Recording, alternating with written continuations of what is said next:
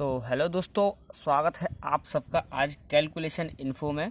तो आज का जो टॉपिक है वो है त्रिकोणमिति। तो आज मैं त्रिकोणमिति आपको बिल्कुल स्टार्टिंग से बिल्कुल बेस से सॉरी दोस्तों, बिल्कुल बेस से बताऊंगा। मतलब एकदम नॉर्मल से नॉर्मल चीज़ें बताऊंगा जिससे आपको बिल्कुल परेशानी नहीं होगी यार, होगी ही नहीं यार, हो ही नहीं सकती। देखना, तो जो मैं सबसे पहले बताऊंगा वो है आपको एक ये फॉर्मूला होता है जिसे आजकल पाइथागोरस प्रमेय कहते हैं, और इसका नाम ही पाइथागोरस प्रमेय होती है, जो त्रिभुज के ए बी और सी से तैयार होती है। ठीक है, ए बी सी में पाइथागोरस।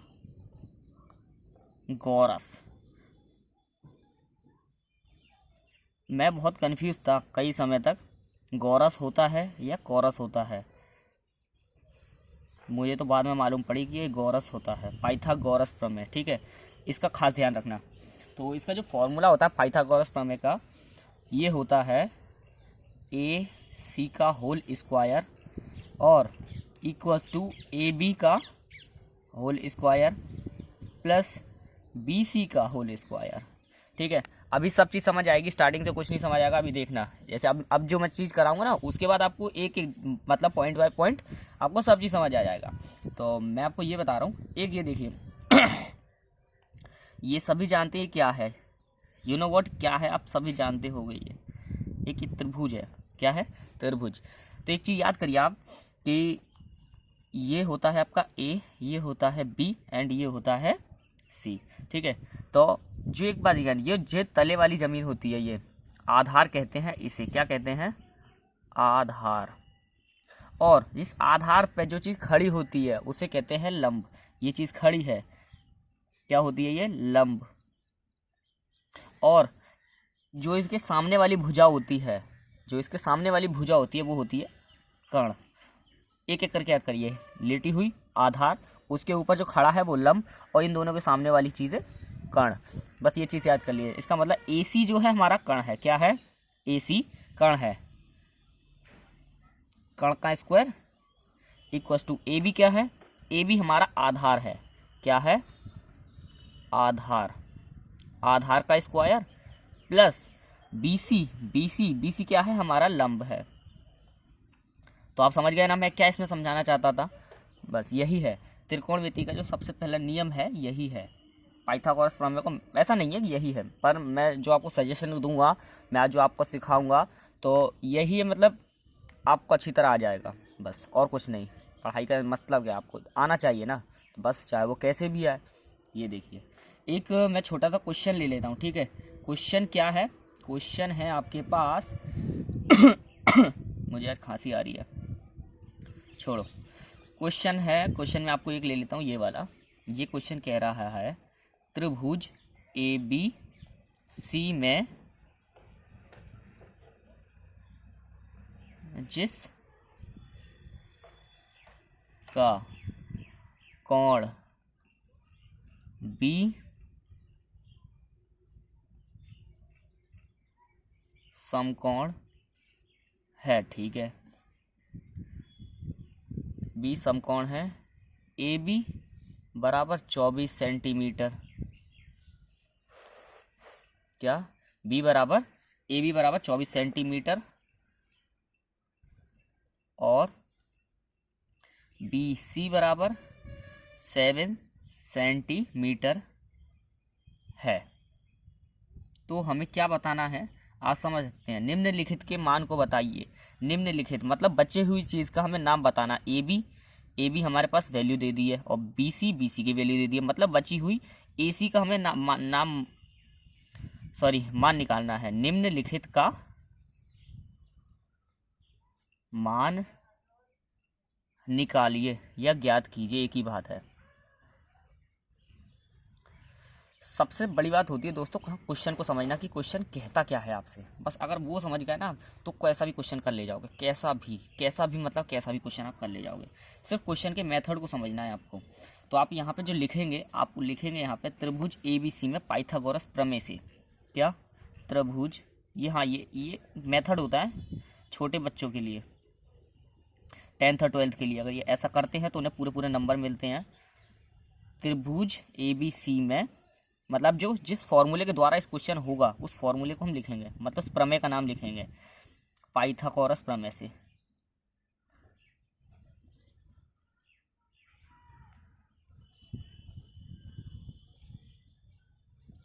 ठीक है, तो हमारी पाइथागोरस प्रमेय क्या है? AC का स्क्वायर इक्वल्स टू AB का होल स्क्वायर प्लस BC का होल स्क्वायर। ठीक है, तो हमारे पास जो जो वैल्यू है वो तो हम अभी पुट कर देंगे, बाकी तो आप जानते हैं, हम इसी का आप कर ही लोगे, मुझे पता है। क्या है AB की वैल्यू? AB की वैल्यू है 24, इसका होल स्क्वायर प्लस BC क्या है? 7 का होल स्क्वायर। ठीक है, इक्वल्स टू AC तो यहाँ दे ही रखा है, हमें इसका वैल्यू निकालनी ही है। तो यहाँ AC का होल स्क्वायर इक्वल्स टू 24 का होल स्क्वायर क्या होता है? 576 करके देख लेना, प्लस 7 का स्क्वायर होता है 49। ठीक है, अभी इन दोनों को हम ऐड कर देंगे तो पता ही क्या होगा, ये आपका होगा 625। ठीक है, ये स्क्वायर नहीं आएगा, स्क्वायर कर दिया ना, तो स्क्वायर नहीं आएगा। ठीक है, यह हो गया AC का होल स्क्वायर इक्वल्स टू 625। ठीक है, अभी हमें स्क्वायर दे दिया ना, यहाँ से अभी क्या करना है, अभी इस AC के जो पास हमें खाली AB की वैल्यू निकालनी है, इसके पास स्क्वायर है, तो इस स्क्वायर का क्या करेंगे, AC के होल स्क्वायर इक्वल्स टू आपको 625 दे रखा है, तो AC इक्वल्स टू 625। अब ये स्क्वायर यहाँ से हटाएंगे तो इक्वल के उधर रूट पहुँच जाएगा। ठीक है, ये चीज़ खास ध्यान रखिए, अगर यहाँ से हम रूट हटाते तो इसके पास स्क्वायर पहुँच जाएगा, एक ही बात है। तो रूट कैसे हटता है, जो 625 का हमें ऐसे गुणनखंड करने होते हैं कि इसका वर्गमूल क्या होता है? 25 गुणा 25। अब रूट के अंदर जो चीज़ दो होती है वो एक बाहर आ जाती है विदाउट रूट के, तो ये आप क्या आ गया, AC का वैल्यू। ठीक है, क्या आ गया? AC का वैल्यू आ गया, समझ गए ना, क्या आ गया? AC का वैल्यू। एक छोटा सा क्वेश्चन और ले लें। अच्छा, अगर डाउट हो कि मतलब अगर हम AC की ये वैल्यू रखेंगे तो आपका ये आंसर आना चाहिए, बिल्कुल हम इसे करके देखेंगे ये आएगा या नहीं आएगा। 24 आएगा। देखिए, अभी हम AB की वैल्यू निकालेंगे इसी क्वेश्चन के लिए। अभी हमारे पास BC की वैल्यू है एंड AC की वैल्यू है। ठीक है, अभी हम AC की वैल्यू निकालेंगे और AB की निकालेंगे। ठीक है, AB की फाइंड आउट करेंगे इसी क्वेश्चन से। तो अभी मैं फॉर्मूला नहीं लिख रहा, डायरेक्ट यही लिखूंगा, AC का होल स्क्वायर बराबर AB का होल स्क्वायर प्लस BC का होल स्क्वायर। ठीक है, तो अभी हमारे काय की निकालनी है वैल्यू, AB की निकालनी है, तो AB की निकालनी है तो वैल्यू पुट करिए। AC की क्या दे रखी है आपको? 25 का whole square equals to AB की हम फाइंड करेंगे प्लस BC की वैल्यू क्या है? 7 का होल स्क्वायर। ठीक है, तो अभी हम इसको क्या करेंगे, इसका 25 का स्क्वायर क्या होता है? ये होता है आपका 625। ठीक है, इक्वल्स टू AB तो हमें फाइंड करना ही है, प्लस 7 का 49 आपको बताया ही था मैंने। ठीक है, तो अभी 49 इधर ले आएंगे तो ये हो गया 625 माइनस 49 इक्वल्स टू AB का होल स्क्वायर। सॉरी दोस्तों, मैं कॉपी ऊपर करनी भूल गया, छोड़ो उसे, कोई दिक्कत नहीं है, आप होशियार हो, मुझे पता आप कर लोगे। तो क्या हुआ? 625। अभी 625 में से 49 गए तो आपके बचे 576। ठीक है, 576 इक्वल्स टू AB का होल स्क्वायर हटा के ही रूट लगा देंगे। ठीक है, तो ये हो गया AB बराबर 576। ये किसका रूट है? 24 गुणा 24। जो चीज़ रूट के अंदर 2 होती है वो बाहर आके 1 हो जाती है। ये भी चीज़ अभी मैंने आपको बताया था, आपको याद होगा, ये आपकी वैल्यू आ गई। अगर आपको तसल्ली करनी है कि मेरा क्वेश्चन सही है या गलत है तो कैसे करोगे कि आपकी खुद को सेटिस्फाइड कैसे करोगे मेरा आंसर सही है या गलत है? हाँ, उसके लिए एक तरीका है, जो आपके पास ये तीनों वैल्यू AC की, AB की एंड BC की, इन सबको फॉर्मूले में पुट कर दीजिए, आंसर 0 आएगा, तो समझ जाना आपका क्वेश्चन सही है। अगर नहीं आता है तो समझ लीजिए आपका कहीं ना कोई क्वेश्चन गलत हो गया। ठीक है जी, ये चीज़ समझ लीजिए, अगर आपका क्वेश्चन आ गया गलत तो गलत है। करके दिखाऊं? ले लीजिए एक छोटे से और सही, ये आप प्रूफ कर लेंगे कि आपका क्वेश्चन सही है।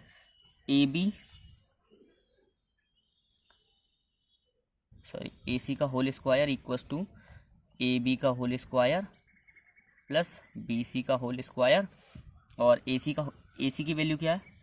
AC की वैल्यू है आपकी 25 का whole square equals to AB की वैल्यू क्या है? 24 का होल स्क्वायर प्लस BC की 7, तो 24 का 576 प्लस 49 और 25 का 625।